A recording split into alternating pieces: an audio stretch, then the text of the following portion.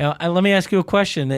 How important is it sometimes to send a good old-fashioned letter by mail?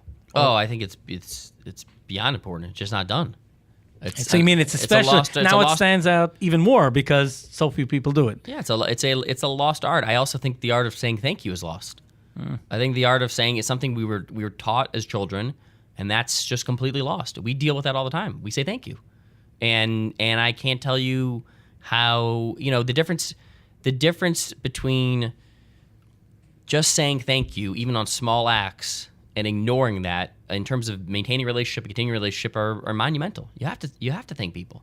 So these are a letter is a form of a thank you. It means you took the time to write it and say thank you.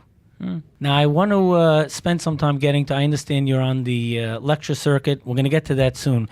But just this morning, again, we're recording here Thursday, there was some event, and we know that still, Puerto Rico and the Caribbean islands have suffered terribly from a rash of hurricanes that hit it over the last couple of months. I understand that OU, which is really the parent of Teach Advocacy Network, was involved in some special way. Maybe you could just share it. Well, I think it's we were involved in Houston. We were involved in Florida. I mean, we've been very, very involved in relief efforts, and not just recently, but for many years. When these crises hit, we call upon the Jewish community to roll up its sleeves, contribute, volunteer. We have this division of the OU called NCSY, which actually sends teenagers, a beautiful thing, to do relief work. Just fantastic if people want to check that out. It's really amazing. And we as an organization really believe in this. And today, today there was an announcement by Governor Cuomo with our Executive Vice President, Alan Fagan, and a bunch of UPS and other business leaders who the announcement was that the governor is traveling today to Puerto Rico to continue relief efforts. I saw startling statistics in terms of a majority still don't have proper water. Yeah. And I actually just tweeted that out because I thought it was just horrible. Right. And the announcement was that we as an organization are contributing to that relief effort. We as an organization, we sent our top professional there because and we're working with the governor on that because we believe that this is something that the Jewish community inherently cares about, and we don't want people to forget about Puerto Rico, and we don't want people to our community or the broader New York community or nationally. And we when I spoke to Governor Cuomo's staff about this, they said, Maury, this is a national issue, and we're a national organization, and we want to do it. But I want to bring it back to so much we've talked about here, which is relationships, which is we're Americans, and you can be a Jewish American, you can be a Puerto Rican American. I mean, Puerto Ricans are Americans, that's right, but you can be.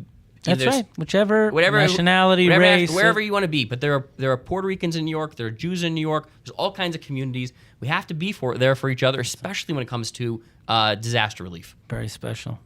Maury, I understand you're on the lecture circuit. Now, you clearly know how to speak. I mean, anyone tuned in for the last 45 minutes, has heard you and the way that you articulate stuff. What is that all about, and how many different areas are you flying around the country? Just talk about it a little bit. Yeah, thank you. I mean, the idea behind the lecture circuit is that I talked a lot about the work we're doing in the Jewish community and broader, and I think that we've had an incredible level of success, and I don't think people know about it. And I took, I taken the advice of colleagues and others who say you got to get out there. You got to get out there. You got to tell people what we're doing, and you have to. And I'm sorry to apologize here. And I know how frustrating that is. Oh, because it's great. Like you put in hundreds of hours a month, right? You put in 60-hour weeks, and you're in Albany, and you're in Washington, and you're in City Hall, etc. And why don't they get it?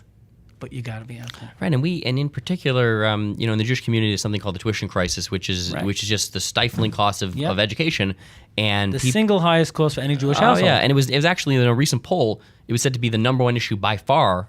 And you look at that, and I put in my lecture series in the notes, which the lecture is going to be taking place in Brooklyn, in Queens. Nice. I just did it in New Jersey. It's going to be in Miami. It's going to be in Philadelphia. And in Long Island, and there's more places, and Cherry Hill, New Jersey. We're doing a lot of places, and the lecture series goes something like this.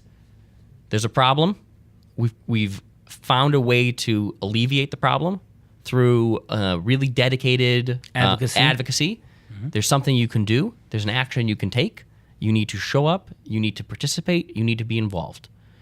And that has to be told. It has to be told. And when we did the first one in Jersey last week, I was thrilled by the fact that everyone who came, signed up, said they're going to take an action and they're going to do it. But not enough people showed up still because there's a lot of cynicism and people believe that nothing's possible when there's a crisis.